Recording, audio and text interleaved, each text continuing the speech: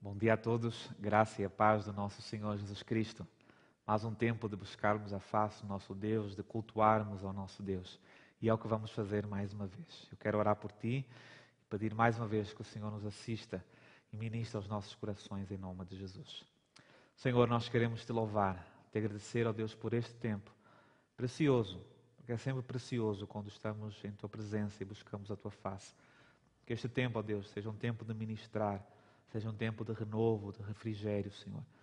E que cada um de nós possamos, ó Pai, te prestar, Senhor, ó Pai, louvor e adoração que te é devido, cultuarmos a ti, Senhor, pois tu és merecedor da nossa adoração.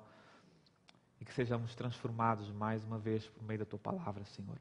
Visita-nos, visita a todos aqueles que nos assistem, Senhor. Que eles possam ser tocados também, Senhor, pela tua presença, pela tua graça, em nome de Jesus. Amém. Amém. Nós vamos ler o Salmo 42, apenas os primeiros 5 versos do Salmo 42. O Salmo começa assim: Assim como a corça anseia pelas águas correntes, também minha alma anseia por ti, ó Deus. Minha alma tem sede de Deus, do Deus vivo. Quando irei e verei a face de Deus? Minhas lágrimas têm sido o meu alimento dia e noite, enquanto me dizem a toda hora: onde está o teu Deus? Derrama minha alma dentro de mim ao lembrar-me de como eu guiava a multidão em procissão à casa de Deus, com gritos de alegria e louvor, multidão em festa.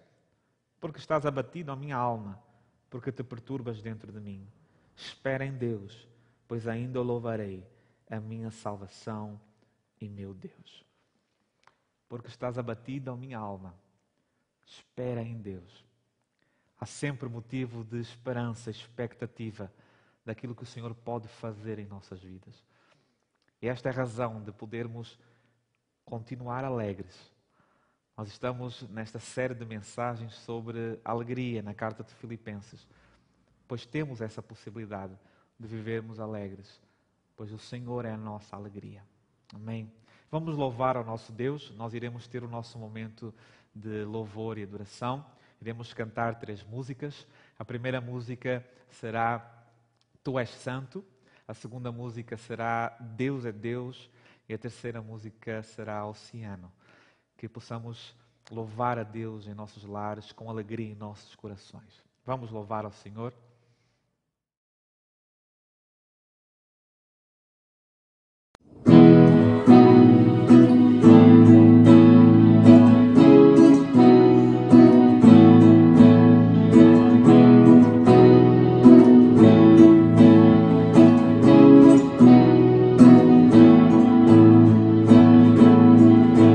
Tu és santo, poderoso.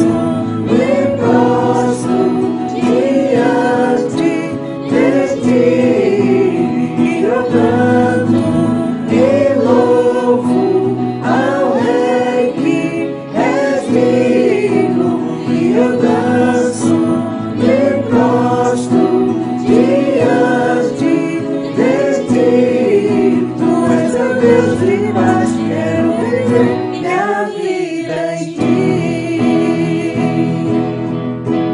Tu és o Senhor, o Rei dos Reis, Todo-Poderoso, o Senhor das leis, Deus Emanuel, o grande eu sou, Príncipe da paz, que ressuscitou, venceu a cruz, dando salvação, trazendo vida, paz e libertação. És o Alfa, o Ômega, princípio e fim, Salvador, Messias, tu és tudo pra mim, tu és meu Deus de paz, quero viver minha vida em ti. E eu canto e louvo ao Rei que é digno, e eu danço e prostro diante de ti.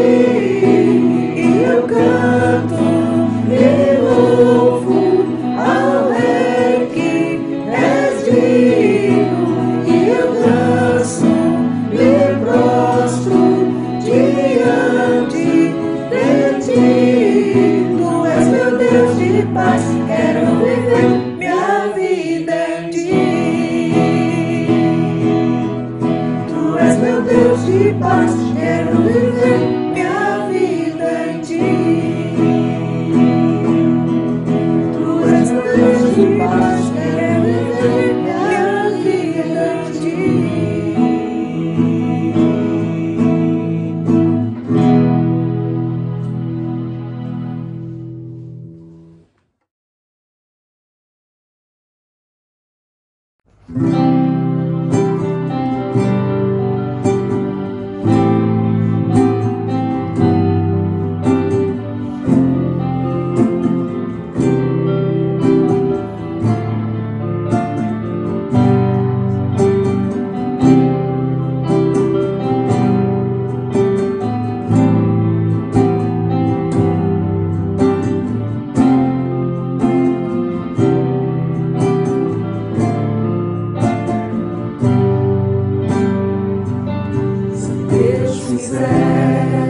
Ele é Deus, se não fizer.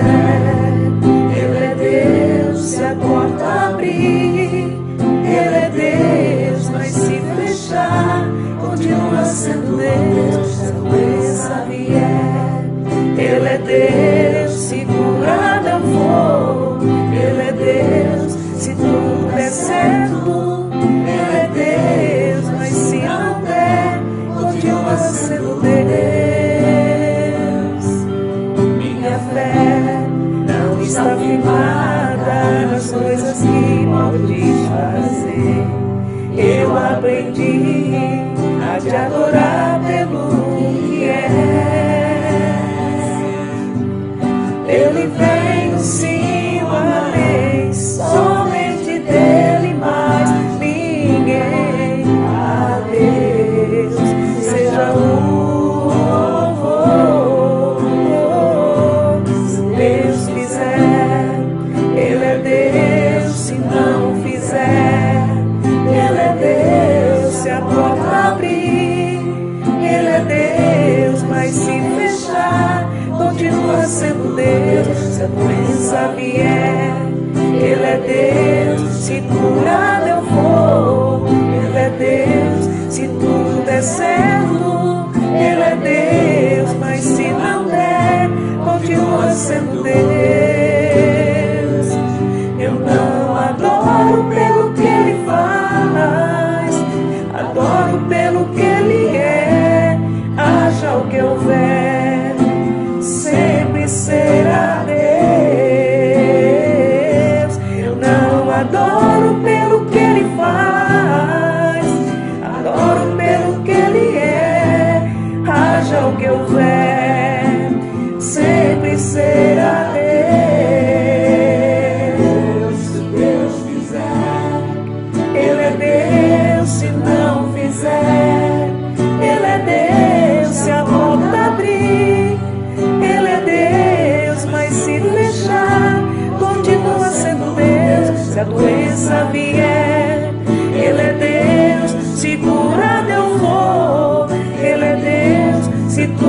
deserto, Ele é Deus, mas se não der, continua sendo Deus.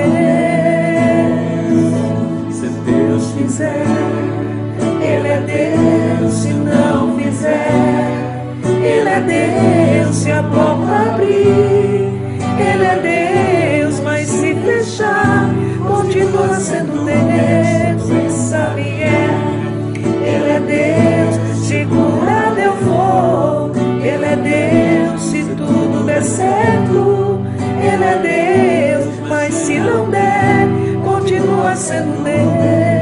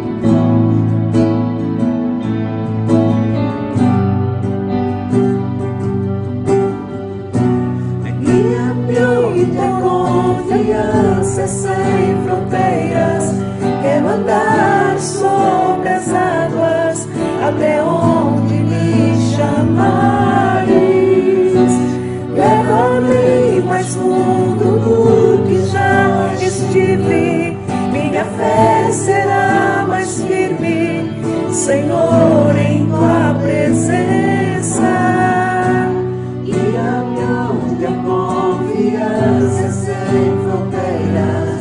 Quero andar sobre as águas até onde me chamares. Leva-me mais fundo do que já estive. Minha fé será mais firme, Senhor, em tua presença.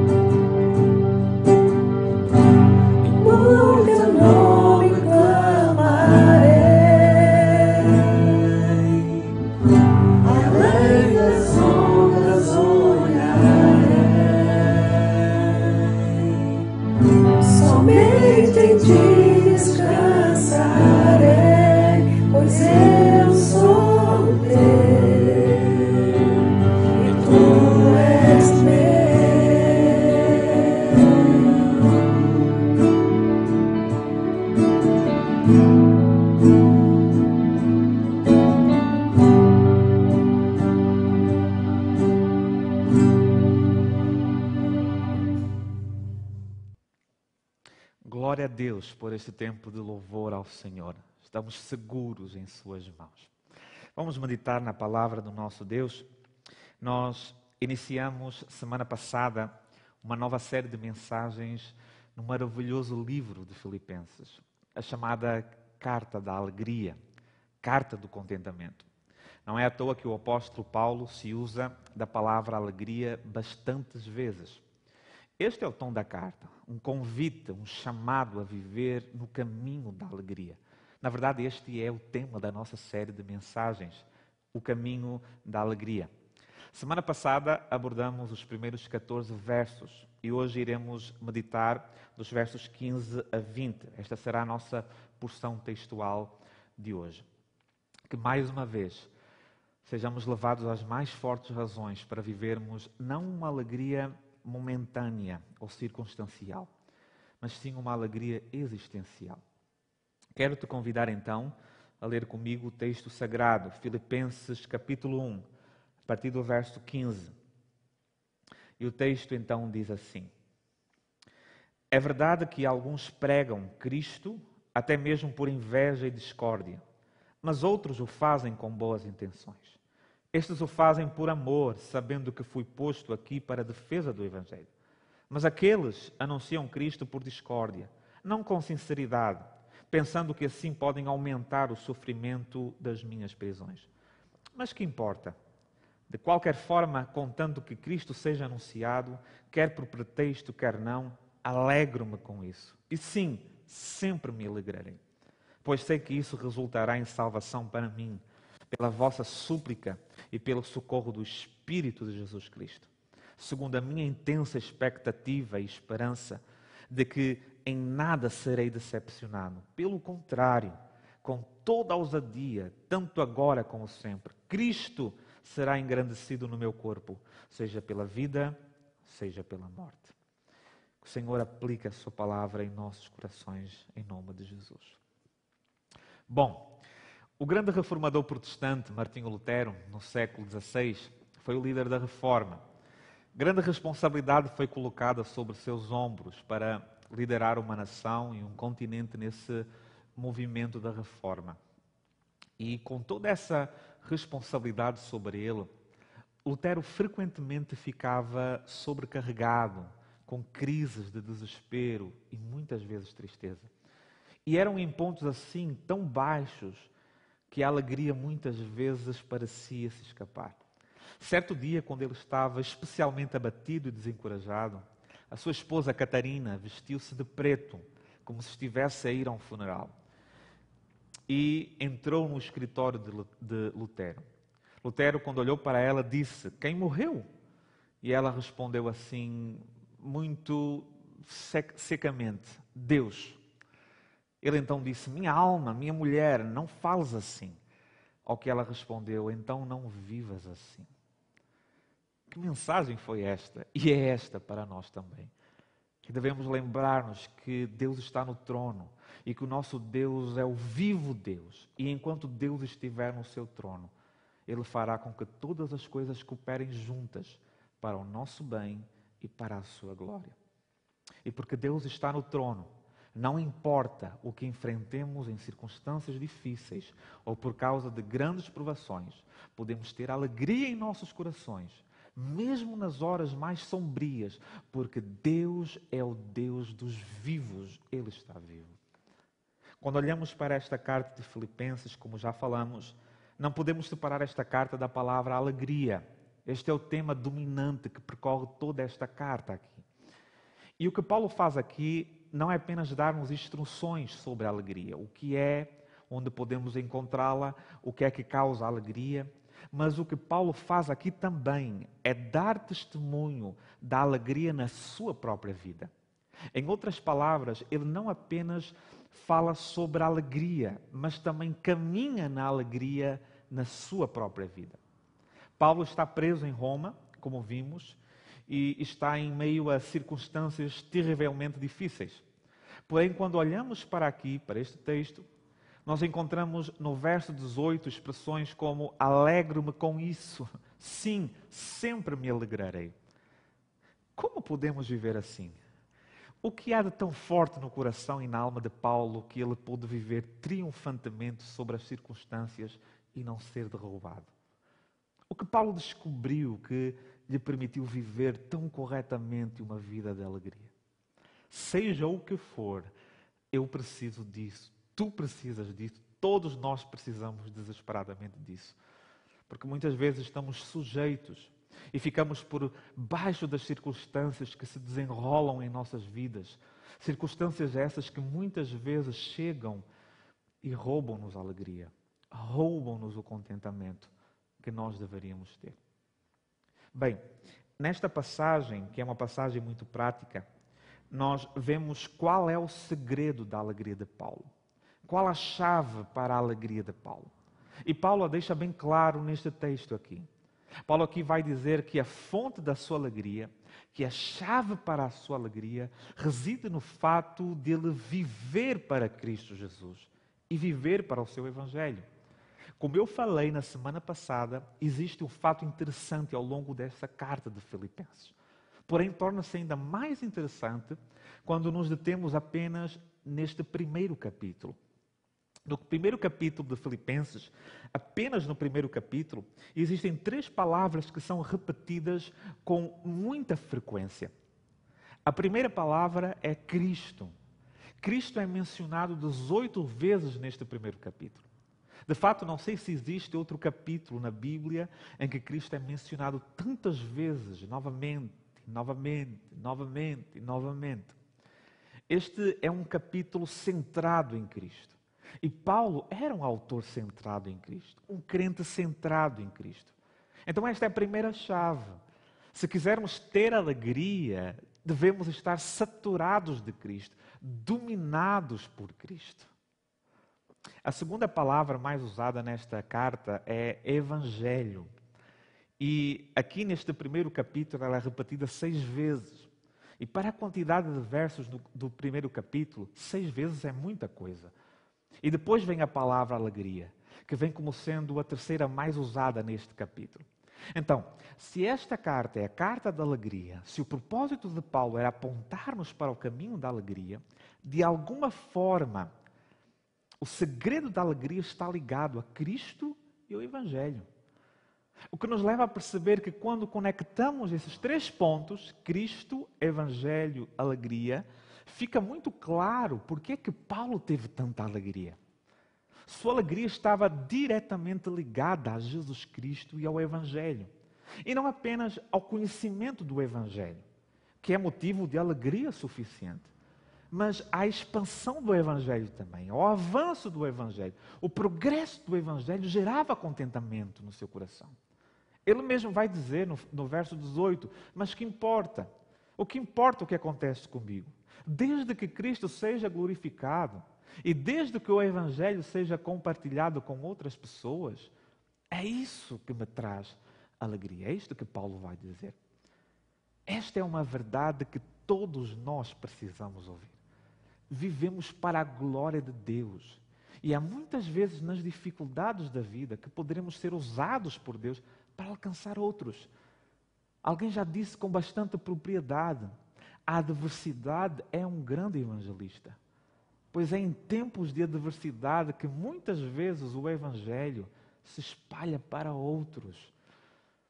Dito isso, eu gostaria que olhássemos para o texto de hoje através da seguinte divisão. Primeiro, os primeiros versos, 15 a 17, vão mostrar-nos o desafio da alegria de Paulo. Houve alguns desafios muito reais à alegria de Paulo, assim como existem muitos desafios que muitas vezes ameaçam a nossa alegria. Segundo, verso 18, vai mostrar-nos a causa da alegria de Paulo. E precisamos saber qual é essa causa. E finalmente, terceiro, os versículos 19 e 20 vão mostrar-nos a confiança da alegria de Paulo. Então vamos ver primeiro o desafio da alegria de Paulo. Verso 15, aqui está o desafio para a alegria de Paulo. Ele diz: é verdade que alguns pregam Cristo até mesmo por inveja e discórdia. Estes que Paulo menciona aqui são pregadores de Cristo. Estes não são falsos mestres, estes não são os judaizantes que serão mencionados mais adiante no capítulo 3. Estes são pregadores que moravam na cidade de Roma. E o versículo 17 diz que eles estavam a causar sofrimento a Paulo. E a razão pela qual estão a causar angústia a Paulo é porque eles ficaram com inveja de Paulo. Porque Paulo é tão talentoso, tão influente, que com Paulo na cidade de Roma, o povo, os crentes, a igreja, tem toda a atenção atraída para ele. E mesmo Paulo estando preso, ele torna-se o assunto nas ruas da cidade, o que levou a certos pregadores a ficarem ressentidos, pois agora já não mais eles estão no centro. Inveja, ciúme de Paulo. Agora, observem comigo, o texto diz que eles estão a pregar Cristo. O verso 15 é claro, é verdade que alguns pregam a Cristo. É uma certeza, não há dúvidas sobre isso. E ele o diz com absoluta certeza. Ele não está a dizer que eles precisam ser salvos. Ele está a dizer, não, eles estão a pregar Cristo. Eles têm o evangelho certo. Eles têm a mensagem certa. Eles têm a ênfase certa. Eles têm um método certo. Eles são pregadores que estão a pregar. Eles estão a pregar Cristo. Porém, estranhamente, embora tenham a mensagem certa, eles têm os motivos errados. Eles tornaram-se incrivelmente carnais, pois eles tornaram-se invejosos. Estão cheios de inveja e toda essa inveja está a ser dirigida a Paulo. A palavra inveja significa ciúme, um sentimento que está enraizado na má vontade para com os outros, neste caso Paulo. Inveja é o sentimento de desprazer produzido ao ver ou ouvir sobre o crescimento ou a promoção de alguém. Por exemplo, alguém recebe uma promoção, alguém é convidado a ensinar, alguém é convidado a cantar, alguém é convidado a fazer algo. E em vez de se contentar com o que tem, em vez de se alegrar com o fato de outros poderem estar a crescer, de repente há sementes de inveja que são semeadas no coração. Sementes estas que começam a dar frutos. Frutos esses que vêm, como diz Gálatas 5,19, das evidentes ações da carne. Inveja é desejar que os outros não tenham o que têm. E em vez disso, desejar que pudesses trocar de lugar com eles e ter o que eles têm. Eles invejavam, neste caso aqui, a influência que Paulo tem, a sabedoria que Paulo ensinava, o discurso com que ele pregava. Eles invejavam a influência que Paulo tinha no seu ministério e o sucesso que ele tinha no ministério, e por isso eles consideravam Paulo uma ameaça ao sucesso dos seus próprios ministérios. É muito parecido com o que os fariseus sentiram quando Jesus entrou em cena e as multidões começaram a segui-lo. As multidões deixaram os fariseus e os fariseus ficaram cheios de inveja. E aqui o resultado dessa inveja, como diz o verso 15, é a discórdia. A discórdia passa a ser o resultado dessa inveja, o que significa literalmente que passou a existir divisões. Os crentes passam a ser forçados a fazer escolhas. Ficamos com Paulo ou com os pregadores de Roma? A palavra discórdia aqui significa mais do que desentendimento. Um desentendimento que suscita briga, disputa de palavras, disputa prejudicial, discussão severa. E essa discórdia foi devastadora para a saúde espiritual dessas igrejas, da igreja em Roma. E essa inveja estava a dividir os crentes, porque os pregadores estavam a difamar Paulo, estavam a atacar a reputação de Paulo. De maneira astuciosa, estavam a lançar dúvidas, a suscitar perguntas na cabeça dos fiéis, como: já sabem quem é Paulo? Já ouviram falar dele? E talvez até insinuar que provavelmente a razão do porquê Paulo está na prisão se devesse ao juízo de Deus sobre a sua vida. Ele está a ser castigado por Deus. Insinuações como: olhem, se Paulo estivesse realmente a andar com o Senhor como nós, ele não estaria na prisão. Então o que estes fazem é trabalhar na mente e no coração das pessoas. E muitas delas estão a deixar-se levar. Assim como nos dias de hoje, é muito fácil as pessoas deixarem-se levar pelas fofocas. O fato é que isso trouxe divisão. As pessoas estavam agora divididas e afastadas do apoio ao maior pregador que já viveu, ao grande servo do Senhor, apóstolo Paulo. Agora, este é um lado. Aqui estão os pregadores de inveja. E isto fala muito sobre a depravação e corrupção do coração do homem. Homens que foram chamados para o ministério, para falar o Evangelho e permitiram-se corromper de uma maneira tão infantil e carnal pela inveja. Porém, ele diz que existe o outro lado. Existem aqueles que pregam a Cristo sem se corromperem, pregam a Cristo com boas intenções. Eles não compraram a publicidade que estava a ser espalhada. Eles escolheram pregar Cristo com motivos diferentes, com boas intenções, o que significa motivos puros. Estes aqui desejam promover o que é edificante, o que é saudável, o que edificará outros. E assim estavam a pregar a Cristo, como diz o texto, por boas intenções. O verso 16 diz: estes o fazem por amor. Ainda no final do verso 15, Paulo então completando diz: é verdade que alguns pregam a Cristo até mesmo por inveja e discórdia, mas outros, aqui está o grupo, existe um outro lado, o fazem com boas intenções. E o verso 16 diz: estes o fazem por amor. E aqui está o contraste. Amor e inveja não podem habitar o mesmo coração ao mesmo tempo. Quando a inveja entra, o amor sai. E somente quando Cristo verdadeiramente está a reinar num coração é que o amor habita ali. E aqui, por mais que não nos indique o objeto desse amor, é razoável supor que eles o fazem por amor a Deus, por amor ao Evangelho, por amor a Cristo, por amor a Paulo e por amor à unidade cristã. E aqui podemos ver o quão profundamente estão preocupados com Paulo, com a situação de Paulo, com a prisão de Paulo, este outro grupo aqui. Eles sabem o porquê Paulo está preso, sabem do amor de Paulo pelo Evangelho e por essa razão sabem que essa não é a hora de dar ouvidos a boatos, a conversas sem qualquer conhecimento de causa. Este é um tempo para ficar com o homem de Deus que prega a palavra de Deus no poder do Espírito Santo. É hora de outros pregadores e os crentes ficarem ao lado de Paulo, mesmo que não estejam na prisão com ele, para que haja uma solidariedade dentro do corpo de Cristo. E uma solidariedade dentro do corpo de Cristo é uma testemunha poderosa que testifica a veracidade do Evangelho de Jesus Cristo em nossas vidas.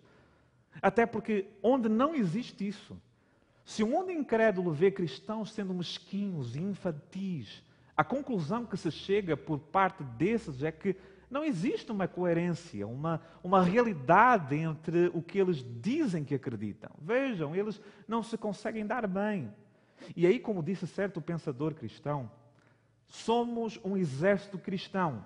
Cuidado, para não sermos vistos como o único exército que atira nos seus próprios soldados.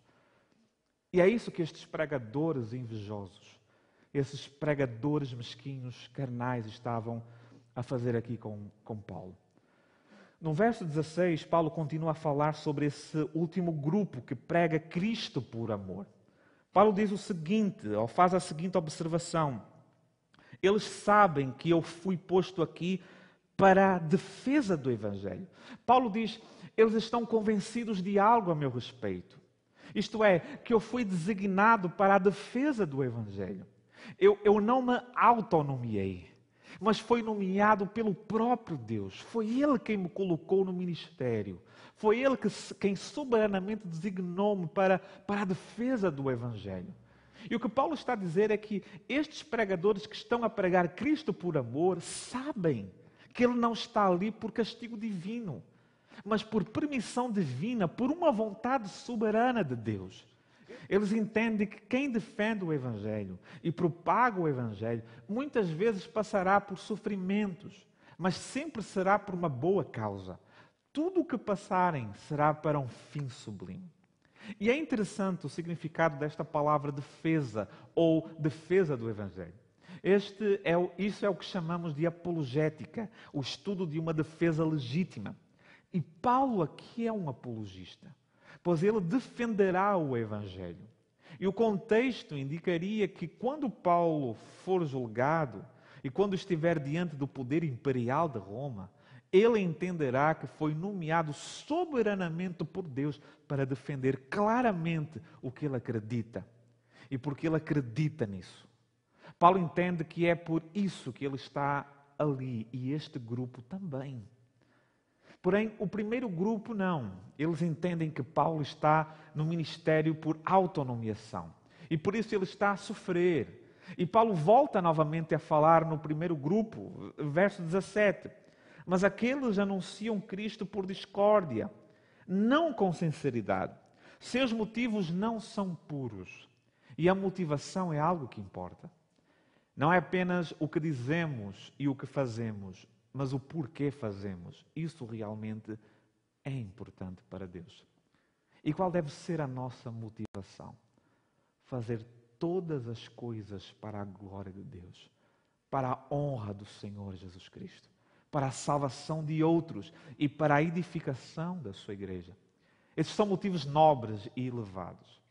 Mas aqui Paulo diz que eles falham nesse teste e não têm motivos puros. Eles não são sinceros, eles encobrem suas verdades, motivos, pregando a Cristo. Eles usam Cristo como um encobrimento para esconder a sua própria agenda egoísta. E o fato de Paulo estar na prisão deu-lhes agora uma oportunidade de voltar novamente ao centro do palco, de serem o centro das atenções em Roma. Pois a presença de Paulo havia desviado a atenção deles para um confinamento. E agora vem a oportunidade de roubar os holofotes de Paulo. E esta é a oportunidade deles de diminuir a preeminência e a influência de Paulo. Assim Paulo continua no verso 17, enquanto discute isso, ao referir-se a eles, a dizer, eles fazem isso a pensar que assim podem aumentar o sofrimento das minhas prisões. Ou seja, era algo muito intencional da parte destes. Eles não estão a fazer isso de modo acidental, eles pensaram sobre isso. Eles estão a realizar estas coisas intencionalmente para afligir Paulo, aproveitando-se já do possível sofrimento de uma prisão, ou que uma prisão pode trazer. Eles fazem isso para caluniar o caráter de Paulo, para que as pessoas desacreditem dos seus motivos, apenas para que eles possam recuperar seus seguidores e os holofotes. A tentativa é desencorajar Paulo, julgando as pessoas contra ele, e assim fazendo com que Paulo perdesse o contentamento e, através do sofrimento, perdesse a alegria. Ele estava a ser desafiado, ou a alegria de Paulo estava a ser desafiada aqui. Paulo está a enfrentar aqui um desafio real, muito pessoal, em condições adversas, com o intuito de ferir o seu coração, de angustiar a sua alma, de roubar o seu contentamento. E aqui permitam-me dizer isto. Como Paulo aqui, existem inúmeros desafios semelhantes que todos nós enfrentamos continuamente, apenas porque vivemos num mundo caído. Todos nós enfrentamos desafios da alegria. Como cristãos, nós não estamos afastados das dificuldades da vida. Pode ser o cuidado de um ente querido que desafia a tua alegria. Pode ser a perda de um emprego, pode ser a perda de um cônjuge, pode ser a luta de um familiar não convertido, pode ser o diagnóstico de uma doença. Existem inúmeras situações e adversidades que são muitas vezes jogadas sobre nós, como foram com Paulo, que podem ameaçar e tirar a nossa alegria. Em segundo lugar, quero que olhemos agora para a causa da alegria de Paulo. Existem desafios à nossa alegria, mas por que é que Paulo não ficou triste? Vamos olhar agora para a causa da alegria de Paulo. No meio de tantos conflitos e desafios que saltam sobre Paulo e desafiam a alegria de Paulo, o apóstolo nos diz qual é, no entanto, a causa da sua contínua alegria. Vejam o que ele diz, verso 18. Mas que importa? O que isso significa é, então, qual é a minha resposta a tudo isso? Como devo então viver? Qual é a minha reação? o que realmente importa? Que efeito isso tem em mim? Na verdade, esta é uma pergunta que nós devemos fazer esta manhã. Olharmos para isto que estamos a viver, o que estamos a passar e perguntar, e aí? Paulo diz, mas que importa? De qualquer forma, contanto que Cristo seja anunciado, quer por pretexto, quer não, alegro-me com isso. E isso aqui refere-se ao fato de que Cristo é proclamado. Paulo diz, nisso me alegro. E ele intensifica mais ao repetir, e sim, sempre me alegrarei. Que vida cristã vitoriosa que Paulo está a viver aqui. Mesmo quando ele é julgado na prisão, mesmo quando outros estão a voltar-se contra ele, mesmo quando seu bom nome está a ser questionado, Paulo regozija-se no Senhor, assim como tu e eu devemos nos regozijar no Senhor. Ele diz, de qualquer forma, e quando ele diz de qualquer forma, ele está realmente a dizer de qualquer maneira. E ele diz, seja por pretexto ou por verdade. É bem verdade que Paulo ainda tem em mente, no verso 18, os dois grupos de pregadores. Os pregadores invejosos, que realizavam o seu ministério, e os pregadores piedosos, que realizavam os seus ministérios em verdade. Esse é o contraste aqui no versículo 18. A palavra pretexto aqui é uma palavra muito carregada. Ela indica aqui hipocrisia e duplicidade. É um encobrimento de motivos reais, é uma fachada. É a ideia de pessoas a usar máscaras, pessoas que assumem um papel na qual realmente não são. E eram estes líderes que estavam, de certa forma, nas igrejas, utilizando-se de máscaras, a tentar parecer piedosos, de maneira a trazer a aparência de que estavam tão próximos de Deus. A mensagem deles não era errada, eles estavam a pregar Cristo, porém com as motivações erradas. Queriam ganhar proeminência e agora aproveitam-se do fato de Paulo estar preso para serem eles o centro das atenções. E Paulo percebeu isso. Paulo discerne isso. Paulo tem uma visão penetrante ao receber relatórios que chegam a ele na prisão, de diferentes cristãos. E ele entende o real motivo por detrás de tudo isso. Paulo percebe a hipocrisia de alguns. Quando ele diz por pretexto, ele está a referir-se a estes. E aí ele diz, quer não, ou por pretexto ou não. E aqui ele se refere ao segundo grupo, os que pregam a Cristo por amor. Aqueles que pregam a Cristo sabendo que Paulo está designado para a defesa do Evangelho. Eles eram sinceros com Deus. Eles não estavam a tentar encobrir as suas vidas diante de Deus. Eles não viviam a seguir as motivações erradas. Na verdade, é assim que todos nós devemos viver. Viver em verdade, não apenas no que acreditamos, mas na maneira como nos relacionamos com Deus e com os outros. Quer na adoração, quer no ouvir a palavra de Deus pregada. E onde então é que reside o foco da alegria de Paulo? O foco da alegria de Paulo se encontra na proclamação de Jesus Cristo. Isto é o que domina a mente do apóstolo Paulo. O que domina a mente do apóstolo Paulo não é o seu próprio sofrimento, não são as suas próprias provações. Se as dificuldades, se as provações são para tornar Cristo conhecido, são para crescer em Cristo, são para glorificar Cristo, então eu me alegro, é o que Paulo está a dizer.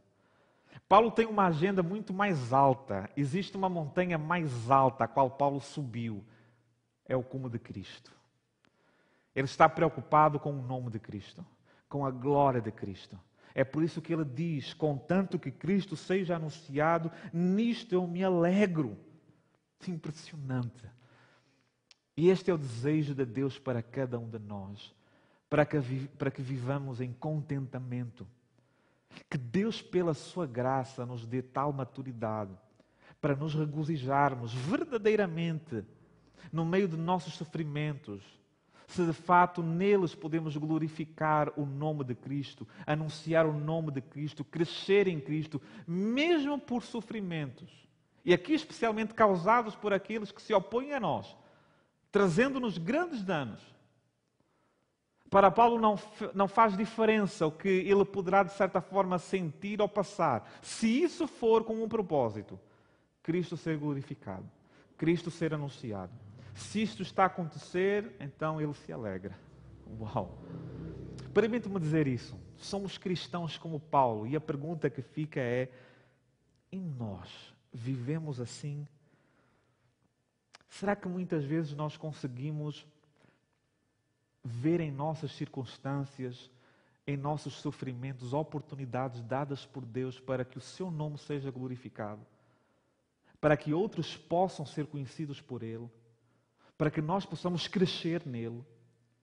Se a tua alegria estiver em Cristo, se a tua alegria é viver para a glória de Cristo, então poderás encontrar contentamento e alegria.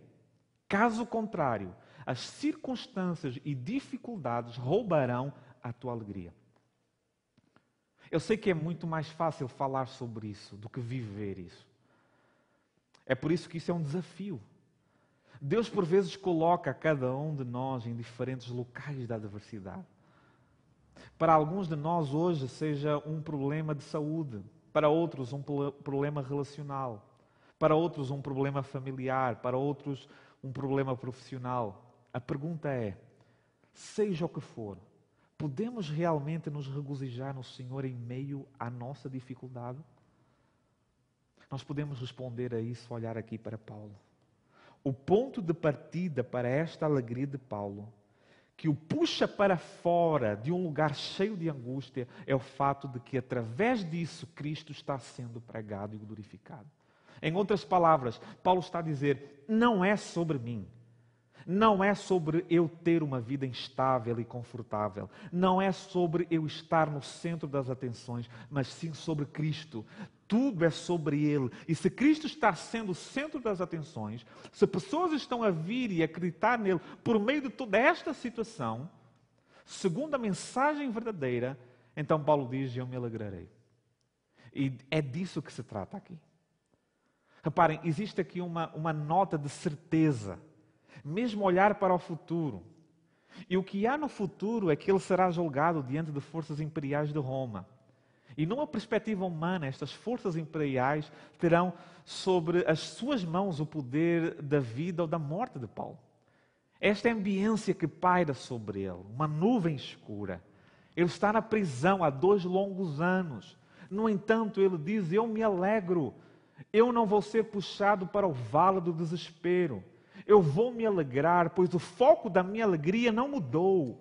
Vejam, no final do dia sempre será uma escolha, permitir ou não permitir que nossas emoções dominem nossas vidas. E o que Paulo diz é: sim, eu vou me alegrar. Apesar de sua dor pessoal, o nome de Cristo está a ser honrado e o Evangelho está a avançar. E é nisso que Paulo se alegra. Quando pensamos nas provações da nossa vida, nas circunstâncias difíceis, será que podemos, com os olhos da fé, ver como Deus está a trabalhar ou na nossa vida ou na vida de outros através dessa situação? Talvez seja por meio de um internamento, que aquela pessoa que estará ao teu lado no quarto seja alcançado pelo Evangelho. E de uma maneira estranha, mas soberana, Deus te levou até lá. Porém, para chegares lá foi necessário passar por tudo isso que estás a passar. Talvez seja por meio da situação complexa e talvez impossível que estejas a passar, que Deus quer confirmar no teu coração o poder da oração. E quem sabe fazer acreditar em outros por meio do teu testemunho, o quão maravilhoso é relacionar-se com Deus. Ou quem sabe nessa tua família, Deus te alcançou para que através de ti algo aconteça. Mesmo talvez por seres de Cristo, sejas posto de lado ou até ridicularizado. No entanto, a tua presença lá faz de ti um embaixador de Jesus Cristo. E é nisto que tu deves te alegrar. Alegrar-te por Deus ter-te colocado no lugar que estás para o seu nome ser glorificado. Em terceiro lugar, finalmente o verso 20, nós vemos a confiança da alegria de Paulo. A alegria de Paulo estava enraizada e fundamentada numa profunda confiança nos propósitos soberanos do Senhor para a sua própria vida. De fato, se alguém não acredita na soberania de Deus, acho plenamente que isso influenciará por acabar com o fator alegria na vida de alguém. Haverá muito menos motivos para alguém alegrar-se se a pessoa não se apegar à verdade da autoridade suprema de Deus sobre todas as coisas. Spurgeon, o grande pregador, disse o seguinte: a soberania de Deus é o travesseiro sobre o qual deito a cabeça à noite. Aleluia! É isso que traz alegria ao meu coração. Deus está a dominar as tempestades da vida e usando-as para um grande bem. Como ter alegria se pensamos que tudo é aleatório e por acaso? Não há alegria nisso. Bem, Paulo, no verso 19, afirma: pois sei. Reparem, ele não diz eu sinto, mas ele diz eu sei. Esta palavra eu sei significa certeza, certeza fundamental. A alegria de Paulo está enraizada e fundamentada nas profundezas de suas convicções sobre Deus. Verso 19, pois sei que isto resultará em salvação para mim. E isto se refere a toda esta prisão, a aguardar julgamento diante de César, todo esse sofrimento presente em que ele se encontra. Ele diz, isto resultará em salvação para mim. Quer eu saia desta prisão, ou seja executado aqui, eu sei que tudo irá resultar de bem para mim. Deus está no controle. Agora, isso não diminui de forma alguma a responsabilidade humana e a nossa parte na soberania de Deus. E aqui Paulo diz como isso vai funcionar praticamente ao falar da sua vida. Ele diz duas coisas. Por meio, eu sei disso, por meio das vossas orações e da provisão do Espírito de Jesus Cristo. Orações e provisão do Espírito. Deus trabalha através de meios. Deus trabalha através de canais. E esses dois canais são extremamente importantes. E Paulo reconhece isso. Uma é através da oração. As orações dos filipenses, as orações de outros. Paulo sabe que a vontade de Deus funcionará por causa das orações das pessoas. Às vezes as pessoas dizem, bem, se Deus é soberano, por que orar? É justamente por causa disso que eu oro. Por saber que Ele é soberano. Se Ele não fosse soberano, Deus seria a última pessoa com quem nós conversaríamos, porque Ele não saberia de nada. Mas porque Deus é soberano, é por isso que oramos. Porque Deus pode fazer a diferença. E nada é impossível para Deus. O que é impossível ao homem é possível a Deus. É por isso que temos confiança para orar. E é por isso que Paulo se gloria nas orações dos filipenses. Eles vão orar por ele, segundo a vontade de Deus, seja ela qual for. É como se Paulo estivesse no poço e os filipenses o estivessem a segurar com cordas através da oração. Ele destaca a oração, mas também a provisão do Espírito de Jesus Cristo.